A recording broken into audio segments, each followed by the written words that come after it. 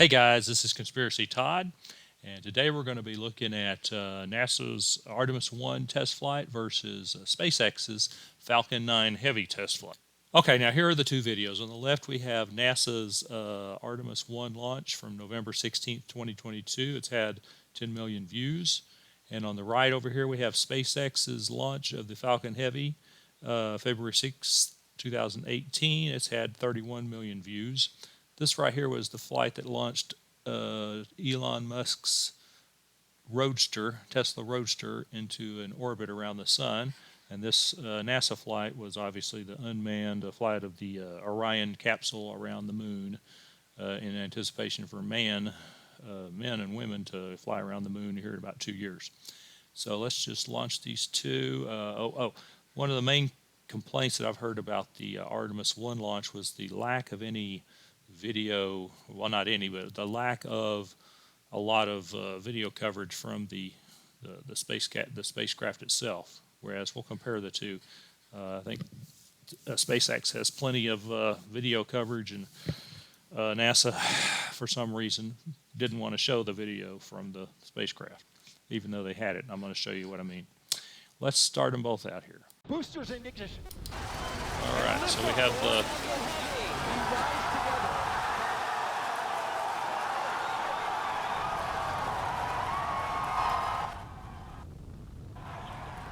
I have just a little bit of volume from both of them.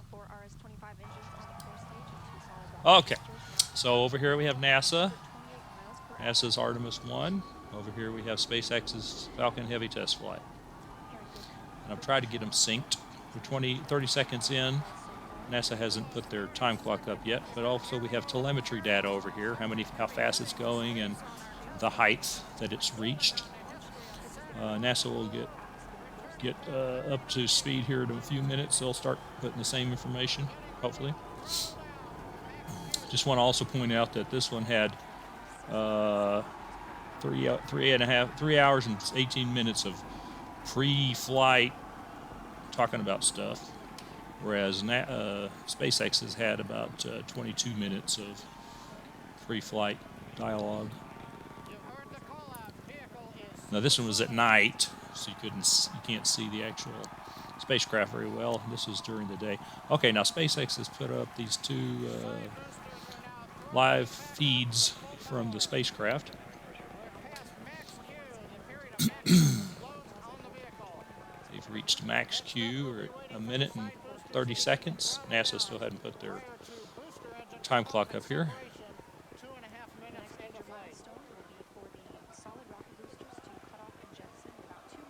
Okay, now NASA's talking about how their solid rocket boosters are going to fall away from the craft.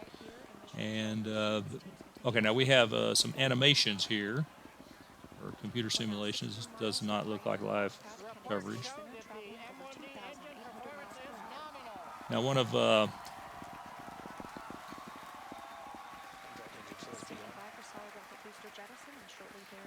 they're both fixing to lose their side boosters. Now SpaceX's side boosters come back and land back on the launch pad, whereas NASA's solid rocket side boosters just fall into the ocean and sink to the bottom of the ocean. So that's where SpaceX is so much more advanced. They're able to reuse these rockets over and over and over again, whereas NASA just throws them away because, it's just taxpayer money. Again, we have 3 live cameras from now 2, from the actual spacecraft itself. Now we have animations. Okay, NASA finally put up something here which has some information, which I don't know what all it is. Time since launch? No. Anyway, this is just a view of the rocket from the Earth. And then SpaceX has all these, 2 live cameras from the spacecraft itself. Oh, here's another one. 3. Plus they've got the telemetry data here, the speed that this craft has reached, and then also the altitude. Okay, now it looked like NASA was trying to put up some camera footage from the actual spacecraft, but I don't know what all this stuff is. Is this just a view from Earth of the spacecraft, I guess, right there. All right, and here we go. SpaceX has already launched the Tesla Roadster into some sort of, into orbit. Okay, NASA, they finally put up, and this is just a computer animation of the spacecraft as it is right now. They still have really not put up any video feeds from the actual spacecraft, whereas SpaceX has plenty of, showing plenty of video. Let's turn these off here so we can. Into the flight of Artemis 1. So far, we saw the solid rocket boosters jettison about 2 minutes and 11 seconds after. And this is the stage 2. This is the part that has the Tesla. The altitude. Still, okay, here we have 4 minutes and 38.9 seconds, 4 minutes and 40. Okay, so I've got these two synchronized. This is the time since the launch. Again, SpaceX has 3 live camera feeds from the spacecraft. Now, these bottom two are actually the side boosters that are going to be falling back to Earth. Okay, NASA has a view from Earth of the Artemis. Now, SpaceX has 4 live video feeds from the spacecraft, and NASA has a computer animation.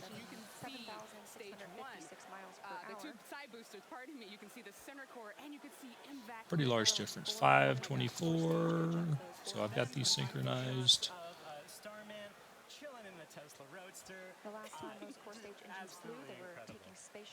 Now, NASA's excuse for why they couldn't provide live video feed from the spacecraft was that they didn't have enough bandwidth. Did not have enough bandwidth. But look over here, SpaceX somehow had enough bandwidth, because not only do they have this video feed coming back from all their cameras, but they're also have to communicate. I mean, because they're doing a lot more. They're actually landing their side boosters back on the launch pads. Now, it's probably all computer controlled. I doubt if anybody at their mission control is actually doing anything, but just monitoring the results. But like NASA had to do anything, theirs just fell into the ocean. They just had to make sure they dropped them off at the right point so they would fall into the ocean and not on top of somebody. So why could NASA not provide live video feed from their spacecraft? I don't know. Actually, they do later, but why not now? Are they hiding something? I don't know. Let's speed these up a little bit.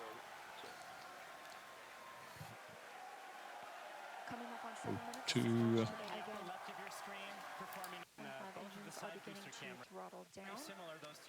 sped them both up here. 725, 725. Okay, here these side boosters are falling back to Earth. This is live from NASA. They're still just showing an animation. I guess it's speeding up. It'd be nice if they had telemetry data here so you could know how fast it's going. Now 7 minutes 45 seconds into the flight, traveling over 16,000 miles per hour. And here we go. They're landing their side boosters back on the launch pad. And meanwhile, I guess the NASA ones are splashing into the ocean. They do this. Obviously, SpaceX does this so they can save a lot of money. Of course, they're not government funded, so they're trying to save their own money, whereas NASA is just throwing it away since they don't have to pay for it. Okay, now we had separation of the main engine from the rest here. This is actually the interim cryogenic propulsion unit. And then you have the European module, European service module, and then the Orion capsule here. So this is the part that is going to propel it to the moon. And then this part has rockets on it also to steer it, once it gets to the moon and everything, or on the way to the moon. Okay, now we have, oh, they both start talking about the same time at 8 minutes and so many seconds in. Earlier with the vibrations of the rocket and how it shakes up the cameras that are on the drone ship. Sometimes we do. Let's fast forward a little bit. I feel the same way. This is the first launch that I've been able to launch and I've got to say, soon how that center core is doing, whether it's on that vehicle back to the moon. It was just out on that drone. incredible. Yeah, this is the moment I think that we're all going to remember. He stands. With everything around him. Still a computer simulation, Oh yeah. a computer animation. Okay, here we have live coverage or live video feed from Sound probably. of the Roadster, And it was just amazing. The ground shook. We could hear still attached to this engine, I guess. Cycling right now, live news coming down from low Earth orbit. Yes. The second stage successfully got there, and it got Animation, the culmination of a live Falcon Heavy test flight. video feed. When you're in the capsule. Still really haven't gotten any live video feed from NASA. Why is that? Are they hiding something? I don't know. The second stage did running our procedures. everything that you could want in a Trick us test and say that flight. we're in the simulator and it We wasn't got real. here. But like, I'm gonna fast forward this 4 or 5 times. And to find out what happened with the center core and what's going on with Starman as he makes 11:10, 11:10. all of our other launches, you can visit us at spacx.com and follow us on social media. All right, SpaceX is pretty much done. Yeah. Well, let's go forward. On exciting projects like Again, these, this is your please first visit We're going to X out of /careers. we also had a nice. Actually, let's go ahead and do the finish here. So I think one thing you underestimate is how much it lights up the Okay, night. they're pretty much done. So we're going to get rid of that. That trajectory, we were able to And if you're interested, this is a website where you can go to find out where is the Roadster. It's amazing how much Approximately right there. It's orbiting the sun. It's on a heliocentric orbit, helio meaning the sun. Trajectory of the rocket looked like it was flying. Now over here, let's continue on with NASA's video because they've got a couple more hours. And let's make this large and let's just go forward. That through liftoff, I mean, how was the that video. being in the launch? Preparation to get to this Okay. to address her Here we have mission control. We're just going to speed forward here. 14 minutes post-launch. What I want you to notice here later, because the actual part is orbiting the Earth, So we got a couple of traditions. and it's not going to